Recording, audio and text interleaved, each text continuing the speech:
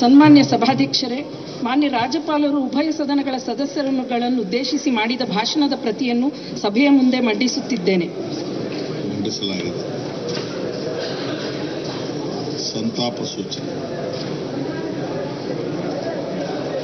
ಒಪ್ಪಿಸಿದ ನಂತರ ರಾಜ್ಯಪಾಲರಿಂದ ಒಪ್ಪಿಗೆ ಪಡೆದ ವಿಧೇಯಕಗಳ ಪಟ್ಟಿಯನ್ನು ಸಭೆಯ ಮುಂದೆ ಮಂಡಿಸುತ್ತಿದ್ದೇನೆ. ಮಂಡಿಸಲಾಗಿದೆ.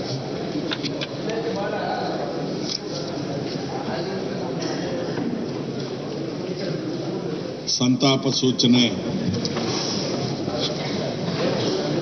ಸಿದ್ಧಗಂಗಾ ಮಠದ ಮಠಾಧೀಶರಾಗಿದ್ದ ಶತಾಯುಷಿ ಪರಮಪೂಜ್ಯ ಶ್ರೀ ಶ್ರೀ ಶ್ರೀ ಡಾಕ್ಟರ್ ಶಿವಕುಮಾರ ಮಹಾಸ್ವಾಮೀಜಿಗಳು ಲಿಂಗೈಕ್ಯರಾಗಿರುವುದನ್ನು ಮತ್ತು ಕೇಂದ್ರದ ಮಾಜಿ ಸಚಿವರಾಗಿದ್ದ ಜಾರ್ಜ್ ಫರ್ನಾಂಡಿಸ್ ಹಾಗೂ ವಿಧಾನಸಭೆಯ ಮಾಜಿ ಸದಸ್ಯರುಗಳಾಗಿದ್ದ ದತ್ತು ಯಲ್ಲಪ್ಪ ಹಕ್ಕೆಗೋಳ್ ಮತ್ತು ಸಾಲೇರ್ ಎಸ್ ಸಿದ್ದಪ್ಪ ಅವರುಗಳು ನಿಧನ ಹೊಂದಿರುವುದನ್ನು ಈ ಸದನಕ್ಕೆ ಅತ್ಯಂತ ವಿಷಾದದಿಂದ ತಿಳಿಸ ಬಯಸುತ್ತಿದ್ದೇನೆ. ದಯಮಾಡಿ ಸಂತಾಪ ಸೂಚಕ ನಿರ್ಣಯವನ್ನು ಮಂಡಿಸುವಾಗ ತಮ್ಮ ತಮ್ಮ ಸ್ಥಾನಗಳಲ್ಲಿ ಆಸೀನರಾಗಿರಬೇಕೆಂದು ಸೂಚಿಸ್ತಾ ಇದ್ದೇನೆ. ಈ ಸ್ಥಿತಿ ಬರಬಾರದು ನಮ್ಮ ಅಸೆಂಬ್ಲಿಗೆ. ಸಂತಾಪ ಸೂಚಕ ನಿರ್ಣಯ ತೆಗೆದುಕೊಳ್ಳುವಾಗಲೂ ಕೂಡ ಸಂಭಾಷಣೆಗಳಲ್ಲಿ ಇರೋದಾದ್ರೆ ಆ ನಿರ್ಣಯನೇ ಮಂಡಿಸೋದು ಬೇಡ. ಪೂಜ್ಯ ಶಿವಕುಮಾರ ಮಹಾಸ್ವಾಮೀಜಿಯವರು ಸಿದ್ಧಗಂಗಾ ಮಠದ ಪೀಠಾಧೀಶರಾಗಿದ್ದ ಪರಮಪೂಜ್ಯ ಶ್ರೀ ಶ್ರೀ ಶ್ರೀ ಶಿವಕುಮಾರ ಮಹಾಸ್ವಾಮೀಜಿಯವರು ಮಾಗಡಿ ತಾಲೂಕಿನ ವೀರಾಪುರ ಗ್ರಾಮದಲ್ಲಿ ಶ್ರೀ ಹೊನ್ನೇಗೌಡ ಮತ್ತು ಶ್ರೀಮತಿ ಗಂಗಮ್ಮ ದಂಪತಿಗಳ ಪುತ್ರರಾಗಿ ದಿನಾಂಕ 1/4/1908 ಜನಿಸಿದ್ದು ಪೂರ್ವಾಶ್ರಮದಲ್ಲಿ ಶಿವಣ್ಣನೆಂದು ನಾಮಧೇಯ ಹೊಂದಿದ್ದರು. ಬೆಂಗಳೂರಿನಲ್ಲಿ BA ಪದವಿ ಪಡೆದಿದ್ದ ಶ್ರೀಗಳು ವ್ಯಾಸಂಗದ ದಿನಗಳಲ್ಲಿಯೇ ತುಮಕೂರಿನ ಸಿದ್ಧಗಂಗಾ ಮಠದೊಂದಿಗೆ ಬಾಂಧವ್ಯ ಹೊಂದಿದ್ದರು. 1930ರಲ್ಲಿ ಸಿದ್ಧಗಂಗಾ ಮಠದ ಉತ್ತರಾಧಿಕಾರಿಯಾಗುವುದರ ಮೂಲಕ ಸನ್ಯಾಸತ್ವ ಸ್ವೀಕರಿಸಿದ ಶ್ರೀಗಳು ಸುಮಾರು 89 ವರ್ಷಗಳ ಕಾಲ ಪರಮಶ್ರೇಷ್ಠ ಸಂತರಾಗಿ ಬಾಳಿದರು. ಸಿದ್ಧಗಂಗಾ ಮಠವನ್ನು ಸರ್ವಧರ್ಮದ ಶಾಂತಿಯ ಬೀಡಾಗಿಸಿದ್ದರು. ಅನ್ನ, ಅಕ್ಷರ, ಆಶ್ರಯವನ್ನು ಎಲ್ಲ ಜನಾಂಗದ ಮಕ್ಕಳಿಗೂ ನೀಡುವುದರ ಮೂಲಕ ತ್ರಿವಿಧ ದಾಸೋಹಿಯಾಗಿದ್ದ ಯತಿಶ್ರೇಷ್ಠರು ಅನಕ್ಷರತೆ, ಬಡತನ, ಹಸಿವು ಹಾಗೂ ಅಸಮಾನತೆ ಹೋಗಲಾಡಿಸಲು ಅತೀವ ಶ್ರಮ ವಹಿಸಿದ್ದರು. ಉತ್ತರದಲ್ಲಿ ಗಂಗೆ ಪ್ರಖ್ಯಾತವಿದ್ದಂತೆ ದಕ್ಷಿಣದಲ್ಲಿ ಸಿದ್ಧಗಂಗೆಯನ್ನು ಪ್ರಖ್ಯಾತಗೊಳಿಸಿದ ಶ್ರೀಗಳು ಧಾರ್ಮಿಕ, ಸಾಮಾಜಿಕ, ಶೈಕ್ಷಣಿಕ, ವೈದ್ಯಕೀಯ ಮತ್ತು ಸಾಂಸ್ಕೃತಿಕ ಕ್ಷೇತ್ರದಲ್ಲಿ ಅವಿಸ್ಮರಣೀಯವಾಗಿ ಸೇವೆಯನ್ನು ಸಲ್ಲಿಸಿರುತ್ತಾರೆ. ಬದುಕಿನುದ್ದಕ್ಕೂ ಕಾಯಕ ಯೋಗಿಯಾಗಿಯೇ ಇದ್ದ ಶ್ರೀಗಳು ತ್ಯಾಗದ ಪ್ರತಿರೂಪವಾಗಿದ್ದರು. ಕರ್ನಾಟಕ, ಬೆಂಗಳೂರು ಮತ್ತು ತುಮಕೂರು ವಿಶ್ವವಿದ್ಯಾಲಯಗಳು ಶ್ರೀಗಳಿಗೆ ಗೌರವ ಡಾಕ್ಟರೇಟ್ ನೀಡಿ ಗೌರವಿಸಿವೆ. ಅಲ್ಲದೆ ಕರ್ನಾಟಕ ರತ್ನ ಮತ್ತು ಪದ್ಮಭೂಷಣ ಪ್ರಶಸ್ತಿಗಳು ಅರಸಿ ಬಂದಿದ್ದವು. ಶ್ರೀಗಳ ಜೀವನವೇ ಮನುಕುಲಕ್ಕೆ ಒಂದು ಸಂದೇಶವಾಗಿದ್ದು ನಡೆದಾಡುವ ದೇವರೆಂದೇ ಶ್ರೀಗಳು ನಾಡಿನಲ್ಲಿ ಪ್ರಖ್ಯಾತಿಯಾಗಿದ್ದರು.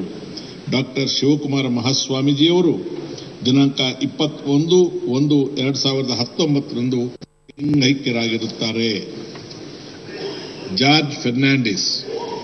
ಶ್ರೀ ಜಾರ್ಜ್ ಫರ್ನಾಂಡಿಸ್ ಅವರು ದಿನಾಂಕ 3/6/1930 ಮಂಗಳೂರಿನಲ್ಲಿ ಜನಿಸಿದ್ದು ಮೆಟ್ರಿಕ್ಯುಲೇಷನ್ ಶಿಕ್ಷಣವನ್ನು ಪೂರೈಸಿದ್ದ ಇವರು ವೃತ್ತಿಯಲ್ಲಿ ಪತ್ರಕರ್ತರಾಗಿದ್ದರಲ್ಲದೆ ಪ್ರವೃತ್ತಿಯಲ್ಲಿ ಕಾರ್ಮಿಕ ಮುಖಂಡರಾಗಿದ್ದರು. ಬೆಂಗಳೂರಿನ ಸೇಂಟ್ ಪೀಟರ್ಸ್ ಸೆಮಿನಾರ್ಗೆ ರೋಮನ್ ಕ್ಯಾಥೋಲಿಕ್ ಪಾದ್ರಿಯಾಗಿ ತರಬೇತಿ ಪಡೆದು ತದನಂತರ 1949ರಲ್ಲಿ ಕೆಲಸವನ್ನು ನಡೆಸಿ ಮುಂಬೈಗೆ ತೆರಳಿ ಅಲ್ಲಿ ಸಾರಿಗೆ ಹಾಗೂ ಹೋಟೆಲ್ಗಳಲ್ಲಿ ನಡೆಯುತ್ತಿದ್ದ ದೌರ್ಜನ್ಯದ ವಿರುದ್ಧ ಕಾರ್ಮಿಕರನ್ನು ಸಂಘಟಿಸುತ್ತಾ ನ್ಯಾಯಕ್ಕಾಗಿ ಹೋರಾಟ ನಡೆಸಿದರಲ್ಲದೆ 1950ರಲ್ಲಿ ಮುಂಬೈ ಕಾರ್ಮಿಕರ ಚಳವಳಿಯ ಪ್ರಮುಖ ನಾಯಕರಾಗಿ ಹೊರಹೊಮ್ಮಿದರು. 1961ರಿಂದ 67ರವರೆಗೆ ಮುಂಬೈ ಮುನ್ಸಿಪಲ್ ಕಾರ್ಪೊರೇಷನ್ನ ಸದಸ್ಯರಾಗುವ ಮೂಲಕ ಸಾರ್ವಜನಿಕ ಜೀವನಕ್ಕೆ ಪಾದಾರ್ಪಣೆ ಮಾಡಿದ ಇವರು ಶೋಷಿತ ಕಾರ್ಮಿಕರ ಪರವಾಗಿ ನಿರಂತರ ಹೋರಾಟ ನಡೆಸಿದ್ದರು. 1967ರಲ್ಲಿ ನಡೆದ 4ನೇ ಲೋಕಸಭೆಗೆ ಬಾಂಬೆ ದಕ್ಷಿಣ ಕ್ಷೇತ್ರದಿಂದ ಆಯ್ಕೆಗೊಂಡ ಫರ್ನಾಂಡಿಸ್ ಅವರು 1997, 1980, 1989, 1991, 1996, 1998, 1999 ಮತ್ತು 2004ರಲ್ಲಿ ಕ್ರಮವಾಗಿ 6, 7, 9, 10, 11, 12, 13 ಮತ್ತು 14ನೇ ಲೋಕಸಭೆಗೆ ಚುನಾಯಿತರಾಗಿದ್ದ ಇವರು 1977 ಮಾರ್ಚ್ನಿಂದ ಜುಲೈವರೆಗೆ ಕೇಂದ್ರದ ಸಂಪರ್ಕ ಸಚಿವರಾಗಿ, ನಂತರ 77ರಿಂದ 79ರವರೆಗೆ ಕೈಗಾರಿಕಾ ಸಚಿವರಾಗಿ, 89ರಿಂದ 90ರವರೆಗೆ ರೈಲ್ವೆ ಸಚಿವರಾಗಿ ಹಾಗೂ 98ರಿಂದ 2004ರವರೆಗೆ ರಕ್ಷಣಾ ಸಚಿವರಾಗಿ ಕಾರ್ಯನಿರ್ವಹಿಸಿದ್ದು, ಆ ಅವಧಿಯಲ್ಲೇ ಪೋಖ್ರಾನ್ ಅಣ್ವಸ್ತ್ರ ಪರೀಕ್ಷೆಯ ಉಸ್ತುವಾರಿ ವಹಿಸಿದರು. ಇವರು ರೈಲ್ವೆ ಸಚಿವರಾಗಿದ್ದಾಗ ಉತ್ತರ ಕನ್ನಡದ ಮೈಲಿಗಲ್ಲು ಎಂದೇ ಭಾವಿಸಲಾಗುವ ಕೊಂಕಣ ರೈಲ್ವೆ ಯೋಜನೆಯ ಹರಿಕಾರರಾಗಿ ಜನರ ಮನದಲ್ಲಿ ಚಿರಸ್ಥಾಯಿಯಾಗಿದ್ದಾರೆ. ಬಹುಭಾಷೆಗಳನ್ನು ಬಲ್ಲ ಉತ್ತಮ ವಾಗ್ಮಿಯಾಗಿದ್ದ ಫರ್ನಾಂಡಿಸ್ ಅವರು 1994ರಲ್ಲಿ ರೈಲ್ವೆ ಕಾರ್ಮಿಕರ ಪರವಾಗಿ ಮುಷ್ಕರದ ನೇತೃತ್ವ ವಹಿಸಿದ್ದರಲ್ಲದೆ 75ರಲ್ಲಿ ತುರ್ತು ಪರಿಸ್ಥಿತಿಯ ವಿರುದ್ಧ ಹೋರಾಟ ನಡೆಸಿದ್ದರು. ಜಾನ್ ಫರ್ನಾಂಡಿಸ್ ಅವರು ಬದುಕಿನುದ್ದಕ್ಕೂ ಸರಳ ಜೀವನ ನಡೆಸುತ್ತಾ ದಕ್ಷ ಮತ್ತು ಪ್ರಾಮಾಣಿಕರಾಗಿ ಸಾರ್ವಜನಿಕ ಸೇವೆಯನ್ನು ಕೈಗೊಳ್ಳುತ್ತಾ ಹಲವಾರು ಪತ್ರಿಕೆಗಳ ಸಂಪಾದಕರಾಗಿ ಸೇವೆ ಸಲ್ಲಿಸಿರುತ್ತಾರೆ. ಜಾನ್ ಫರ್ನಾಂಡಿಸ್ ರವರು ದಿನಾಂಕ 29/1/2019ರಂದು ನಿಧನ ಹೊಂದಿರುತ್ತಾರೆ. ದತ್ತು ಯಲ್ಲಪ್ಪ ಹಕ್ಯಾಗೋಳ್. ಶ್ರೀ ದತ್ತು ಯಲ್ಲಪ್ಪ ಹಕ್ಯಾಗೋಳ್ ಅವರು ದಿನಾಂಕ 1/6/1940ರಂದು ಬೆಳಗಾವಿ ಜಿಲ್ಲೆಯ ಚಿಕ್ಕೋಡಿ ತಾಲೂಕಿನ ಕೇರೂರು ಗ್ರಾಮದಲ್ಲಿ ಜನಿಸಿದ್ದು ಮಾಧ್ಯಮಿಕ ಶಿಕ್ಷಣವನ್ನು ಪೂರೈಸಿರುತ್ತಾರೆ. ವೃತ್ತಿಯಲ್ಲಿ ಕೃಷಿಕರಾಗಿದ್ದ ಇವರು ಪ್ರವೃತ್ತಿಯಲ್ಲಿ ಸಮಾಜ ಸುಧಾರಕರಾಗಿದ್ದರು. ದಿವಂಗತರು 1987ರಿಂದ 92ರವರೆಗೆ ಬೆಳಗಾವಿ ಜಿಲ್ಲಾ ಪಂಚಾಯತ್ ಸದಸ್ಯರಾಗಿದ್ದರು. ಅತ್ಯಂತ ಸರಳ ಜೀವನ ನಡೆಸುತ್ತಿದ್ದ ಇವರು 2004ರಲ್ಲಿ 12ನೇ ವಿಧಾನಸಭೆಗೆ ಚಿಕ್ಕೋಡಿ ಮೀಸಲು ಕ್ಷೇತ್ರದಿಂದ ಚುನಾಯಿತರಾಗಿ ಸೇವೆ ಸಲ್ಲಿಸಿದ್ದರು. ದತ್ತು ಯಲ್ಲಪ್ಪ ಹಕ್ಯಾಗೋಳ್ ಇವರು ದಿನಾಂಕ 28/12/2018ರಂದು ನಿಧನ ಹೊಂದಿರುತ್ತಾರೆ. ಸಾಲೇರ್ ಎಸ್ ಸಿದ್ದಪ್ಪ.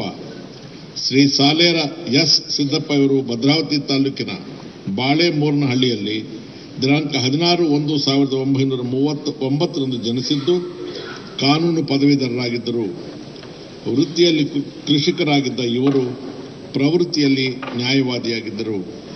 ಸಮಾಜವಾದಿ ಜನತಾ ಪಕ್ಷದ ಭದ್ರಾವತಿ ತಾಲೂಕಿನ ಅಧ್ಯಕ್ಷರಾಗಿದ್ದ ಇವರು ಶಾಂತವೇರಿ ಗೋಪಾಲ್ಗೌಡರ ನೇತೃತ್ವದಲ್ಲಿ ನಡೆದ ಸಮಾಜವಾದಿ ಚಳುವಳಿಯಲ್ಲಿ ಸಕ್ರಿಯವಾಗಿ ಭಾಗವಹಿಸಿದ್ದರು. ಅಲ್ಲದೆ 1975ರಲ್ಲಿ ದೇಶದಲ್ಲಿ ಜಾರಿಗೆ ಬಂದ ತುರ್ತು ಪರಿಸ್ಥಿತಿ ವಿರುದ್ಧ ಹೋರಾಡಿ ಬಂಧಿತರಾಗಿದ್ದ ಇವರು ಸುಮಾರು 14 ತಿಂಗಳುಗಳ ಕಾಲ ಸೆರೆಮನೆ ವಾಸ ಅನುಭವಿಸಿದ್ದರು. ಭದ್ರಾವತಿ ತಾಲೂಕು ಅಭಿವೃದ್ಧಿ ಮಂಡಳಿಯ ಸದಸ್ಯರಾಗಿದ್ದ ದಿವಂಗತರು ತಾಲೂಕು ವಕೀಲರ ಸಂಘದ ಅಧ್ಯಕ್ಷರಾಗಿಯೂ ಕಾರ್ಯನಿರ್ವಹಿಸಿದ್ದರು. ಇವರು 1983 ಮತ್ತು 85ರಲ್ಲಿ ಕ್ರಮವಾಗಿ 7 ಮತ್ತು 8ನೇ ವಿಧಾನಸಭೆಗೆ ಭದ್ರಾವತಿ ಕ್ಷೇತ್ರದಿಂದ ಚುನಾಯಿತರಾಗಿ ಸೇವೆ ಸಲ್ಲಿಸಿರುತ್ತಾರೆ.